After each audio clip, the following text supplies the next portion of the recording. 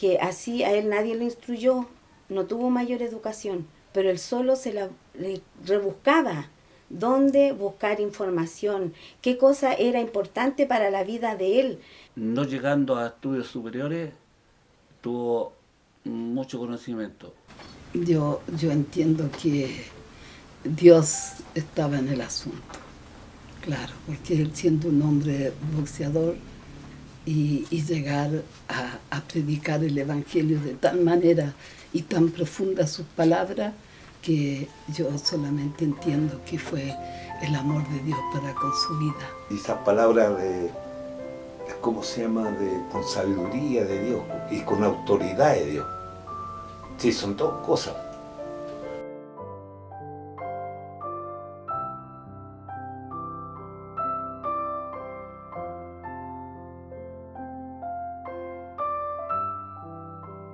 Bendice, alma mía, a Jehová, y no olvide ninguno de sus beneficios. Mi papá, a la edad de 6 años, quedó huérfano. Falleció el abuelo. Mi abuelita lo crió con mucho esfuerzo.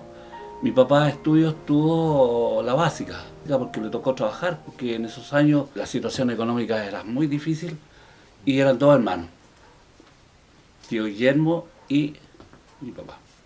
A los 12 años él se sintió responsable de su madre y de su único hermano. Por lo tanto, él fue a trabajar y un día, estando con mucha hambre, dice que ve un pan y él toma ese pan para servírselo. El pan ni siquiera era un pan fresco, blando, pero por el hambre él lo vio, lo tomó y se lo iba a servir. Y va el varón a quien él estaba trabajando, le pega con un palo en la espalda que le llegó hasta acá a la cabeza a rebotar el palo. Fue tan fuerte que a él le quedó como una hendidura aquí. Y él, sin siquiera conocer a Dios, sin tener conocimientos cristianos de nada, él le dijo a Dios: le pido que nunca le falte el pan a ninguno de mis hijos, si es que él llegaba a tener hijos. Pensemos que era un niño de 12 años, y que si él veía alguna vez a un varón con necesidad, él le iba a proveer también, suplirle aquella necesidad. Mi papi fue boxeador, mi papá fue campeón de Chile en box, hizo 108 peleas, y de las 108 peleas empató 4 y perdió 2. Una tía abuela fue la que aceptó al Señor. Después de la tía abuela que apareció mi abuelita Rosa, que era, en esos tiempos eran parteras, matrona era partera la abuelita. Ellos se convirtieron al Señor. Entonces le dijo: ¿por qué no me va a dejar a la reunión? Bueno, abuelita, así que la encaminó allá a la iglesia.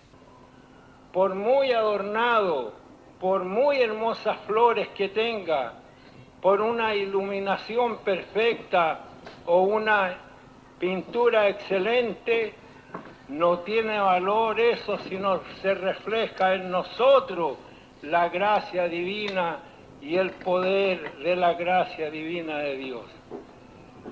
Eso es lo que impacta, eso es lo que agrada. Cuando yo llegué a la iglesia, eso me impactó a mí, empezando desde el portero. El portero me invitó a pasar a la iglesia. Tenemos visita, sin ningún compromiso. Hay una banca para que usted cómodamente escuche lo que acá se hace. Esa benevolencia, ese gesto, esa atención me cautivó. Como dicen siempre, que los porteros sean amables, que inviten al que llega, que se contenten, ojalá que lo abrazaran al que llegue, ¿no es cierto? Llega el hermano y dice: pase, Luchito, pase, escuche. No, si está contando el testimonio un hermano que era boxeador. Y ahí pasó mi papá.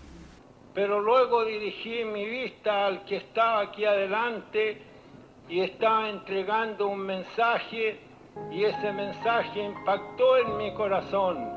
Y se da cuenta que lo conocía. Así que se quedó sentado perplejo, que conocía al boxeador. Y el boxeador era de Recoleta, y fue nada menos que el pastor Guajardo de la iglesia de Rosenblit, y habían peleado juntos. Y empieza a contar su experiencia y el Señor lo dejó plantado ahí. Y más de 50 años que estoy sirviendo al Señor. Y los hermanos cuando terminó la reunión le dijeron, oiga joven, ¿sabe que hay una misión allá a Hidagüe? Una misión ciclista. Y lo invitaron a él. Ya hermano Barrio, le dijeron, vaya a conocer el joven, mi papá él tenía como 27 años más o menos. ¿Y cómo es? No, vamos con mochila y dormimos allá y le cuentan todo y llamamos choquero y todo eso. ¿Queréis? Le llamó la atención en bicicleta. Así que fue. Y el Señor hizo misericordia en la misión de vuelta, el Señor lo salvó y lo perdonó. Y al otro día salen a predicar, pues. Y le dicen, ya, usted alabe al Señor. Mi papi nunca había alabado al Señor, pues. Nunca. Y sale y dice, soy feliz, soy feliz, soy feliz, feliz, decía mi papito. Y de ahí que fue feliz toda la vida. Para la gloria del Señor, eso lo hace feliz a nosotros también. Porque gracias a esa felicidad que recibió mi papá, las tienes tú, las tenemos todos. Entonces tiene una importancia muy grande. Un día el Señor nos salvó, un día el Señor nos perdonó, un día el Señor nos hizo sentir su presencia en nuestros corazones. Ese fue un beneficio. Resulta que mi papá iba a dejar a la abuelita y a la tía María a la iglesia. Y la salieron a asaltar un día. Y papi le pegó le sacó la mula a los tipos. Pero después va un día a cobrarle una platita a una persona, ya convertido nuevecito. Le va a cobrar a una persona una platita. Y llega mi papá y el tipo, ¿qué me venía a cobrar? Y llegó el tipo, le pegó a mi papi. Y mi papi se dejó que le pegara. Claro. Cambio tremendo. Y hay hermanas y hermanos que tuvieron un principio de muy baja suerte. Y esos hermanos que tuvimos un principio de muy mala y baja suerte, hoy día, ante el conocimiento que nos entregó el Señor a nosotros los padres, nuestros hijos no ven a un hombre bebedor, a un hombre de malo antecedente. ¿Por qué? Porque antes resplandeció la lumbre del Evangelio sobre ese padre. En el año 40 hubo las conferencias de Rancagua. Mi madre me contaba, mi abuelita, que le dice a su pastor Arturo Pérez, mi pastor, tengo a este niño, el mayor tan mal grave, está desahuciado por los médicos, y me gustaría que mandaran unos siervos de Dios a ungir a mi hijo. Ya, hermano Barrio, cuando hay algún tempecito, vamos a mandar, le aviso. Pasó un día, pasó el otro día, y pasó el otro día, y él dice que mi mamá me decía, te lo habrá olvidado, mi pastor, con tanto trabajo se lo habrá olvidado. Entonces un día le dice, hermano Barrio, ahora voy a mandar 2 siervos a ungir a su niño. Y fue el pastor Silva de Talca, el pastor Saavedra de Sargento de a los 2, a la casa, a una humilde casa. El pastor, dice Silva, le dijo, hermano Barrio, entréguele este niño al Señor. Amén, dijo. Así que me dieron la unción esos siervos de Dios y se fueron a las conferencias. Y mi papá también con ellos porque él estaba en la cocina. Entonces le dije a mi madre, cualquier cosa me avisan al tiro. pensando en que ya no. Y cuando llego a las conferencias, estoy sentadito en la cama, sirviéndome una sopita. Para la gloria de Dios.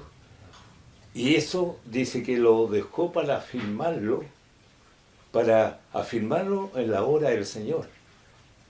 Ver que es un Dios real. Se entregó de lleno en la obra del Señor. Y del grupo ciclista, ¿para qué le digo? De la iglesia de Rancagua fueron 2 hermanos a las conferencias de Osorno en el año 1942. Y en ese tiempo la carretera no es como ahora recta, que pasa por fuera. O sea, en ese tiempo la carretera pasaba por todos los pueblos y era empavimentado solamente el centro del pueblo. Entonces echaron 12 días, se demoraron en esa misión, hasta llegar a Osorno, haciendo 101 predicación. Y dice, contaba la experiencia mi padre, que iba muy cansado y ya le queda pocos días ya, y ellos querían llegar a Gorbea, a la iglesia de Gorbea. Y cuando van pasando un puente, y dice que eran muy cansados y también fuera de cansado con hambre también, 2 cosas. Y va un carretelero con una yunta de bueyes y ellos pasan la carreta y le dice el carretelero: échenle, guachito, que el 3 va ganando. Entonces llega, se miran con el hermano Torres, los 2, pero si somos 2, el Señor va con nosotros, y los toma el Señor, y se les va el cansancio, se le va el hambre, y llegan a Gorbea. Cuando llegan ya a la conferencia en Osorno, y se forma una fila de ciclistas por ambos lados, y aquí vienen llegando los ciclistas que vienen más lejos de la iglesia de Rancagua, y empieza a tomarlo el Señor a los hermanos. Y se forma una algazara. El pueblo que estaba cerca veía la algazara, y muchos se acercaron y los tomaba el Señor, y a muchos sanó el Señor.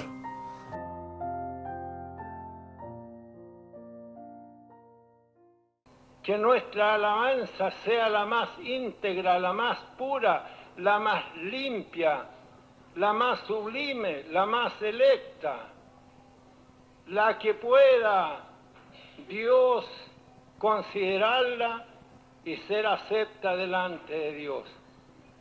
Bendice, alma mía, a Jehová, y no olvide ninguno de sus beneficios, porque nos habrá beneficiado en algo el Señor. Entonces, cuando lo mandan de guía en el año 50, el pastor Arturo Pérez le dijo: hermano Barrio, usted va a tener que retirarse de la compañía porque no va a poder atender el local. Él tenía un buen trabajo en Rancagua. Trabajaba en la Braden Copper, que se llama ahora Codelco. El primer año se iba en bicicleta a atender los servicios y se venía en la noche de vuelta, porque entraba a las 7 de la mañana al trabajo. Pero el problema era cuando tenía turno, porque tenía turno de 7 a 3 y de 3 a 11. Entonces, cuando estaba de 3 a 11 no podía estar en los servicios.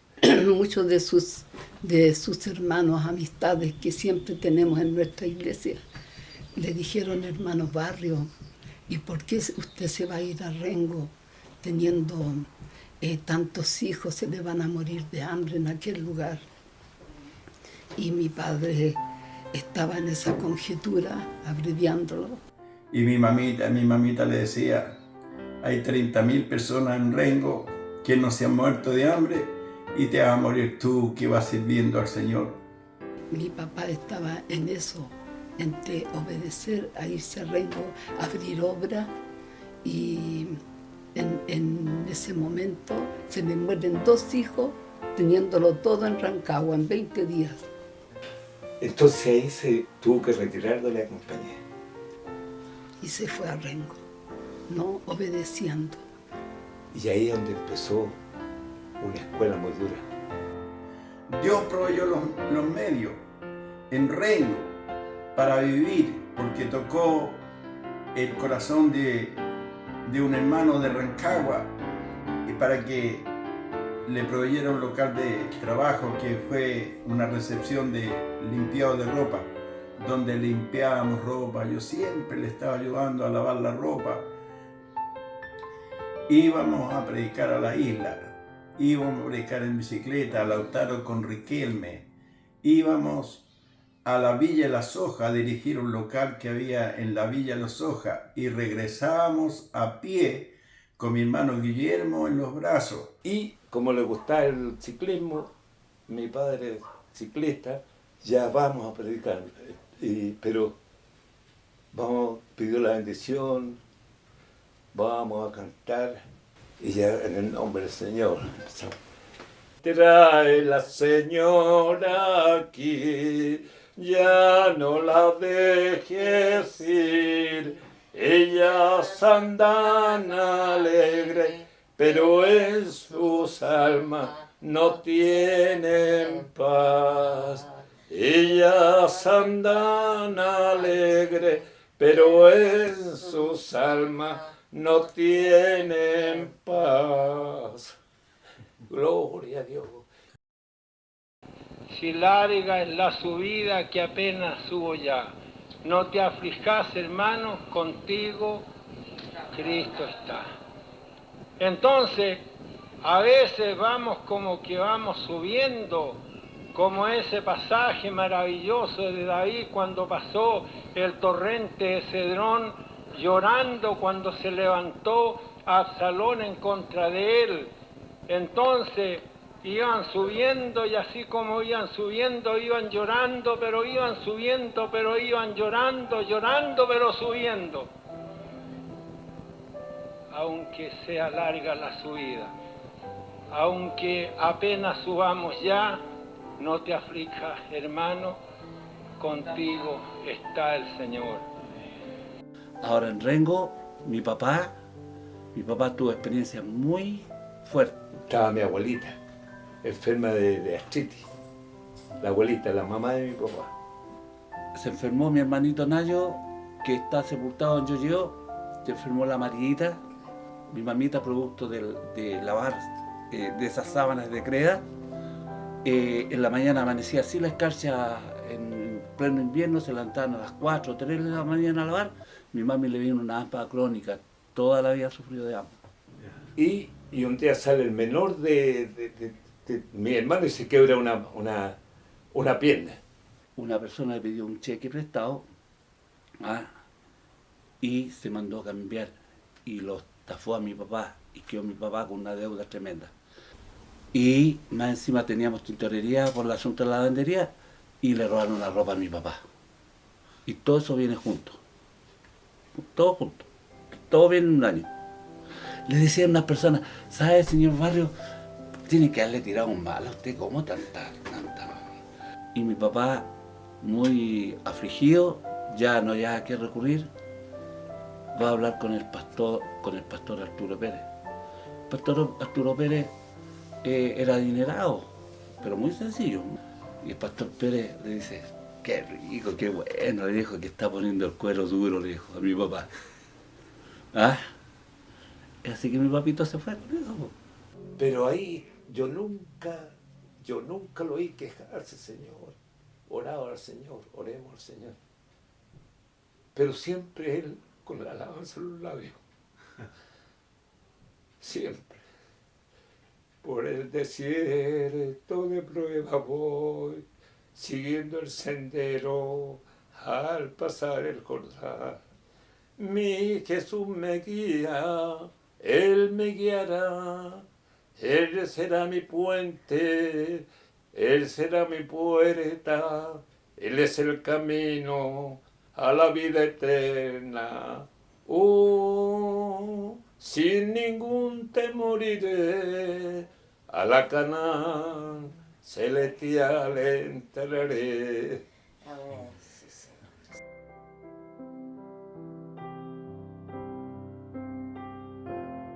Hay mucha experiencia ganada cuando un hombre le vino a pegar con un cuchillo. El Señor hizo una obra en la esposa del hermano. Entonces llegó el varón en la noche, pues, a insultar a mi padre ahí. Le hiciste a mi esposa, ¿qué le hicieron? Pues no, ¿qué le hicieron? Así que te voy a liquidar. Y yo le dije, déjemelo a mí, papito. No, dijo. Y lo llamó al hombre. ¿Me permite arrodillarme un poquito?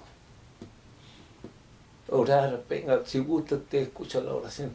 Y Señor, mira, perdona a este hombre. Que él no sabe lo que está haciendo, no sabe, y empieza a orar. Y se para después, y el varón que así trabajó, y la cuchilla como que se le cae. Y el hombre terminó pidiéndole perdón a mi padre, porque eso es lo de un hombre de Dios, un hombre con un verdadero llamado al Evangelio. Y después fue un hermano. Y de ahí pasa a Peumo. En Peumo no habían hermanos, no había quien lo sustentara. Y fuera de eso se necesitaba construir la casa pastoral. Y eso lo hizo con mi papá con mucho esfuerzo, pero lo hizo con la tintorería, porque no habían hermanos. Había un hermano que se llama Avilés. ¿Se recuerdan del hermano Avilés? El hermano Avilés falleció justo cuando mi papi llegó a Peumo, se cambió. Y era municipal. Y allá en el cementerio habló el alcalde, habló el curita y habló mi papi. Y mi papá habló inspirado del Señor, pero con una gracia que... Pero ¿qué pasó? Que el alcalde y el curita se sintieron aplastados, menoscabados. Y llegaron, dijeron, era miembro de allá, y mi papá tuvo que pagar con la situación difícil, pues. Tuvo que pagar toda la abertura del varón. Pero ¿qué pasó? Que el curita conocía a mi papá. Yo conocía a mi papá. Iba a conversar con mi papá. Y cuando llegaba un obispo o alguien importante allá a Peumo, lo primero que hacía el curita era ir a invitar a mi papá. Mi papi tenía cuerpo de ciclista en Peumo. Y tenía juntas oficiales en Peumo. Pero desgraciadamente Peumo no creció. Y bueno, los hermanos que tuvo mi papá fueron falleciendo y quedaron un poco hermanos, y ahora Peumo no está como iglesia.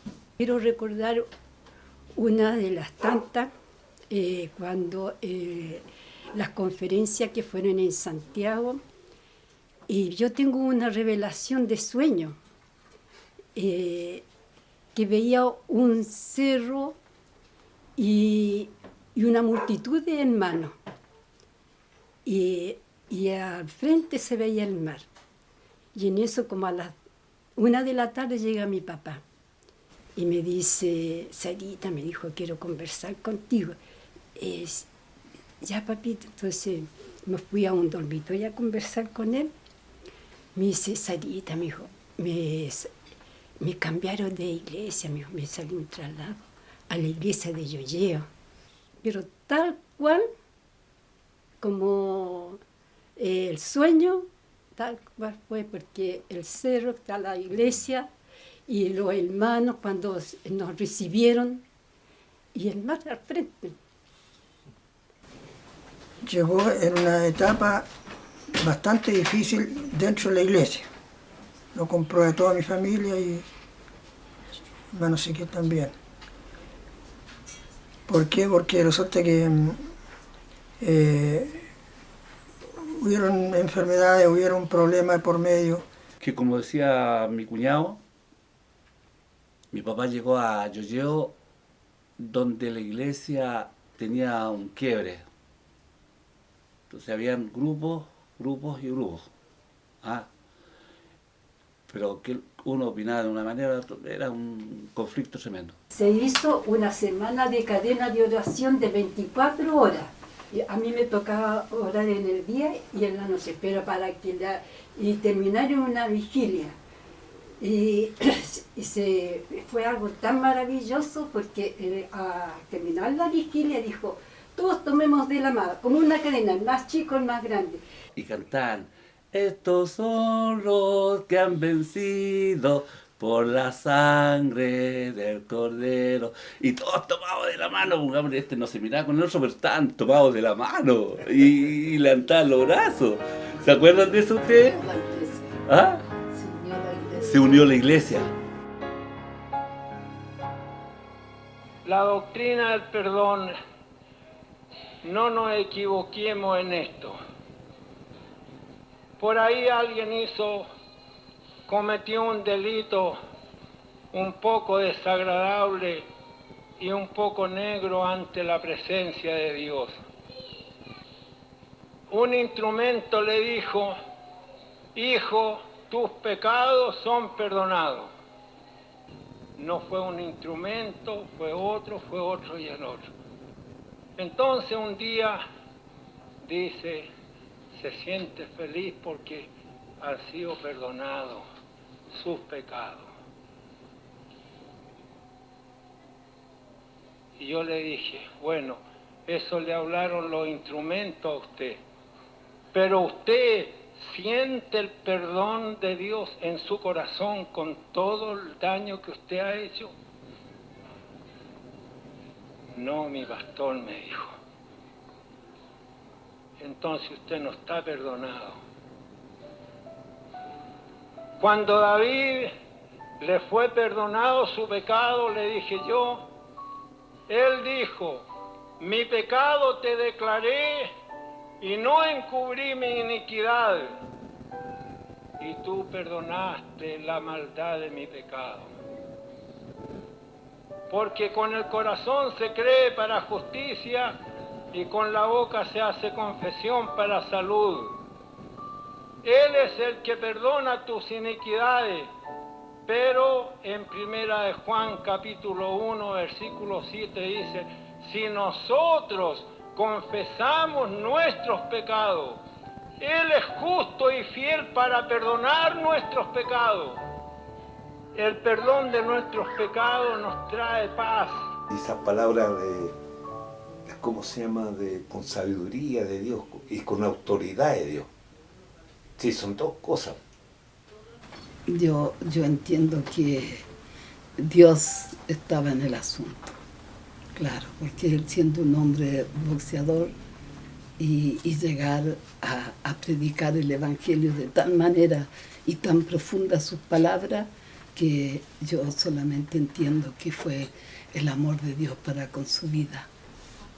Cuando el siervo del Señor estaba en Yoyeo y yo por primera vez me acerco a la iglesia y decía, tanto tiempo estoy con vosotros y no me habéis conocido. Yo estaba sentado como toda persona que llega a la iglesia, nos sentamos en la última banca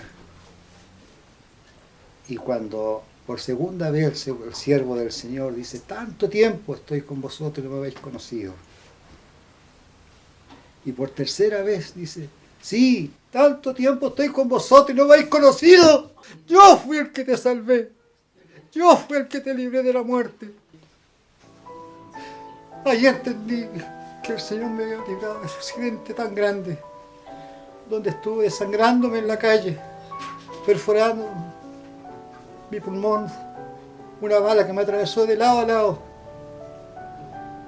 Eso hasta el día de hoy lo recuerdo, porque fue el encuentro con Cristo. Ustedes tienen que perdonar.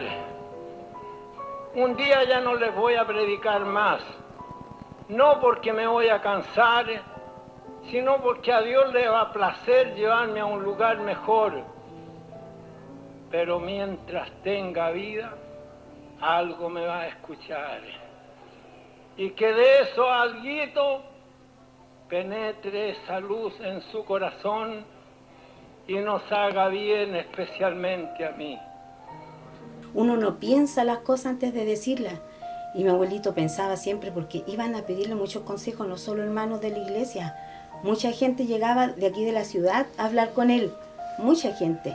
Entonces, él tenía esa palabra idónea en el momento adecuado para cada uno de los oyentes que llegaban a aquel lugar.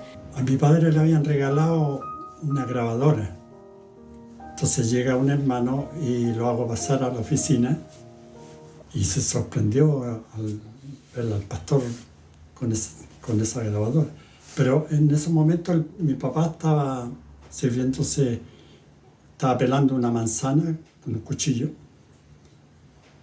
Y el hermano, al ver la grabadora, se sorprendió y le dice: pastor, ¿usted tiene eso?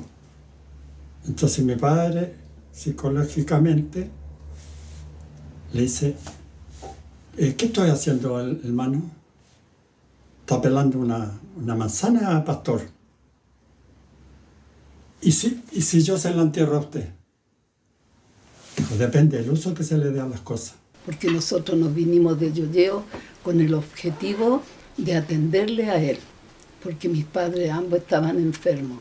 Y Josecito fue y le dijo: mi pastor, nosotros arrendamos una casa acá en Calera para estar con ustedes, pero independizarnos. Sí, le dijo, si quieren irse, pero primero léame esto, le dijo. Y mi esposo abrió la Biblia en Salmos 71:9, claro. Y ahí decía: no me deseche en el tiempo de la vejez, y cuando mis fuerzas se acabaren, no me desampare. Y se lo hizo leer por 3 veces. Y le dijo: no se vayan, le dijo, porque no es mucho el tiempo que me queda. Mirad cuán bueno y cuán agradable es cuando los hermanos habitan igualmente en uno. Y otra cosa muy grande que él tuvo, que no hizo acepción de personas. Él no miró que este tenía más, este tenía menos, todos estuvieron sentados a su mesa. Ahora, lo otro que siempre se recuerda, y muchos hermanos con los que uno conversa, era que la casa pasaba llena desde la mañana hasta la noche. ¿Por qué? En la mañana a tomar desayuno, en el almuerzo la mesa pasaba llena, en las 11 igual, y el tecito después de la reunión de la noche. De lo que no tenía, lo compartí. Él, cuando era hermano en Rancagua, la escuela dominical era en la tarde. Entonces, todos los hermanos que venían de afuera, 2, 3 familias, lo invitaba a tomar las 11 a su casa. Te baja un parrón y como se cortaban todos los sarmientos de las parras, con eso una fogata para poner la tetera, qué sé yo. ¿Ah? Entonces felices, todos los niños tomando tecito. ¿Ah? Y nos faltaba la bendición de Dios, pues, contentos. Claro. Le gustaba atender a los hermanos, darle su necesidad. Ahí estaba yo en su ayuda, ahí está su ayuda para ellos. Por eso, esa es la enseñanza que me ha dejado siempre con amor y cariño para todo. Y si alguien viene, un hermano, a atenderlo con el amor y el cariño. El papá hacía cosas anónimas que la iglesia no las sabía. Y yo, como conductor, como dice usted, un hermano que esté sin trabajo, llegaba, él preparaba una mercadería y en una cajita, y a mí me mandaba a dejarla. Y siempre nos decía él que cuando hubieran niños de escasos recursos, que en esos años realmente había mucha pobreza y que él no quería que los niños de la iglesia estuvieran con sus zapatitos malos. Y resulta que nosotros teníamos la labor en llevarle a él todos los números de los niños que estaban en situación precaria. Y él les compraba los zapatos, compraba incluso, también se preocupaba cuando las mamitas no tenían para comprar una receta, que en en la parte pública no habían aquellos remedios y él también se los compraba para que aquel niño pudiera tener su salud. Y aquí en la ciudad había muchos hombres que iban a pedir alimento a la iglesia. Eran muchos, eran como 30. Y todos los días había un plato de comida para ellos. Y no solamente el plato de comida, a veces la ensalada y un pan envuelto que había que envolverlo en la servilleta. No era llegar y darle un plato de comida así nomás. Fuimos a Vicuña y en aquel lugar estuvimos en la reunión, abreviándolo mucho. Estuvimos en la reunión, la iglesia conoció, supo que éramos familia del pastor Barrio y entre ellas había una hermana. Y al término de la reunión, la hermana dijo, Marisol, quiero llevarme a la hermana Ruth a mi casa. Al término de la cena que tuvimos, dijo, vamos a hacer un culto antes de que se retiren. Todos hablamos un poquito y ella dijo, no me quiero ir, no me quiero quedar sin lo que yo les voy a decir. Yo le pedí al Señor que antes que se cerraran mis ojos, que quería tener, aunque sea un nieto de mi pastor Barrio en la mesa. ¿Y por qué era esto? Porque dice que uno de sus hermanos vino a Santiago y el hermano le daban ataque epiléptico y al bajar del bus le dio un ataque epiléptico y le robaron todo. Y él iba en viaje a Sargento Aldea. Llegó a la iglesia de Sargento Aldea, le pidieron la carta de presentación y él no la tenía porque había perdido todo. Así es que no lo recibieron. Y se fue a la plaza a dormir. Y al estar ahí en la plaza, lo veían, lo mandaban a un lugar de acogida donde reciben en las noches, pero estuvo por espacio de días. Se fue a la iglesia de la Florida y tampoco lo recibieron. Y en una de las noches que estaba en la plaza, el joven pasa una anciana y le dijo, ¿qué hace usted aquí? Y le explica lo que le pasaba.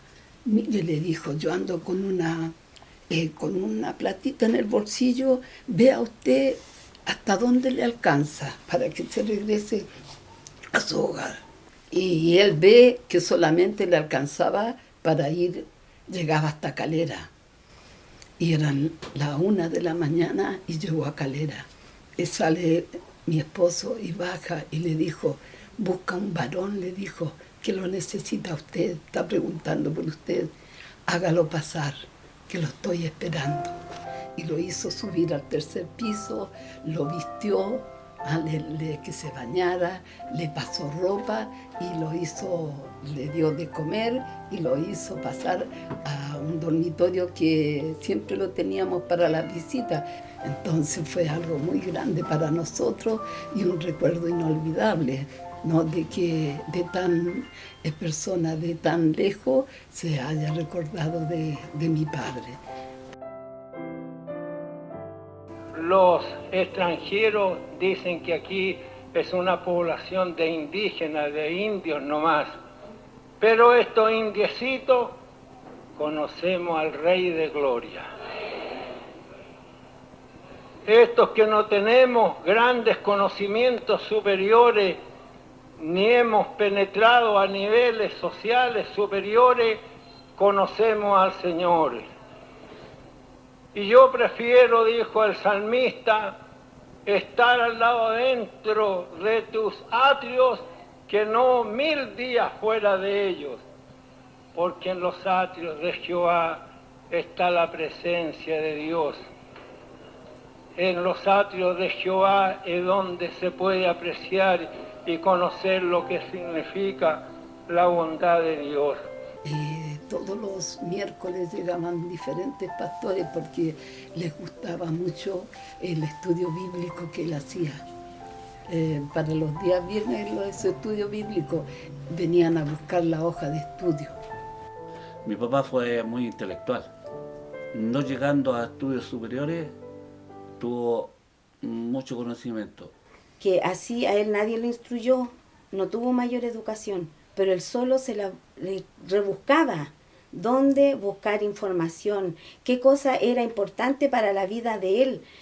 Cuando mi abuelito ya dejó de ser en esta tierra, pues tuve la oportunidad de visitar su biblioteca y me encontré con que tenía un tesoro, cosa que yo no había conocido, sino que pues habíamos conocido a través de sus enseñanzas, sus predicaciones, su forma de vida, pero en la biblioteca que él conservaba habían muchos libros, estudios teológicos, y lo que me llama la atención es que habían libros de distintas denominaciones evangélicas, es decir, no era una persona cerrada para la generación que él vivió y que a lo mejor sin estudios sistemáticos o profesionales como tal de teología, sí supo como discernir en qué estudiar y qué no, y se pudo enriquecer pues de esos materiales. Encontré textos metodistas, libros bautistas también, varias versiones de la Biblia, desde católicas a versiones usadas por las iglesias protestantes y también de otros sistemas de creencia.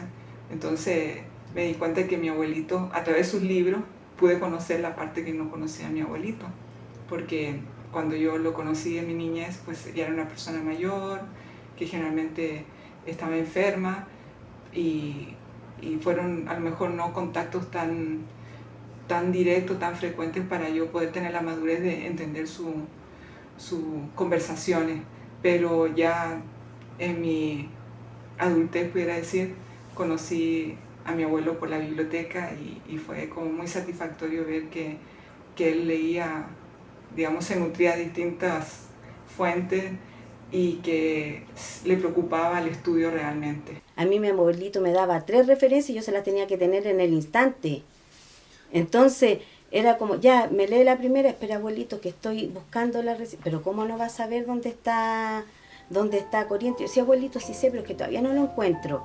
Al principio era así, después, y la otra, ellos ya la tienen buscada, me ponía nerviosa, pero después me acostumbré. Entonces ahora dicen una referencia y yo la tengo.